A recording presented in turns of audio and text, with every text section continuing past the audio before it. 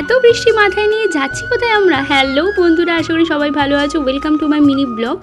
এই বৃষ্টির মধ্যে অনুষ্ঠান বাড়ি যেতে সত্যি ভীষণ অসুবিধা হয়, আর রাস্তা খারাপ হলে তো কথাই নেই, কিন্তু নিজের লোক বলে যেতে তো হবেই। আজকে আমরা যাচ্ছি শান্তনুর একটা ভাইপোর আশীর্বাদ অনুষ্ঠানে। ভাইপো হলে কি হবে, ছোটোবেলা থেকে শুভদীপের সাথে শান্তনুর কিন্তু ওঠা বসা, খেলাধুলা সব কিছু, ওদের মধ্যে দারুণ বন্ধুত্ব। ওর জীবনের এই নতুন অধ্যায়তে আমরা একটা ছোট্ট উপহার ওর জন্য কিনেছি, একটা খুব সুন্দর ঘড়ি। আশা করি ওর পছন্দ হবে। কিছুক্ষণ বসার সঙ্গে সঙ্গেই আমাদের হাতে ধরিয়ে দেওয়া হলো খাবার। দেখো কত রকমের খাবার, লুচি, ঘুগনি, মিষ্টি, ফল, এলাহি আয়োজন। সেই খাওয়া দাওয়া করছি, আর এদিকে শান্তনু দেখো বসে বসে অনুষ্ঠানটা এনজয় করছে।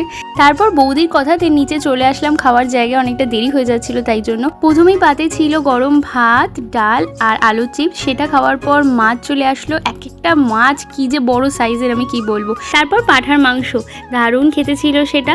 দেন এক এক করে চাটনি, মিষ্টি, পাঁপড় সব কিছু মিলিয়ে দারুণ খাওয়া দাওয়া হয়েছে। আর সন্ধ্যেবেলা একজনকে কিশোর ঠাকুর সাজিয়েছি, গায়ে হাতে প্লাস্টিক বেঁধে দিয়েছি।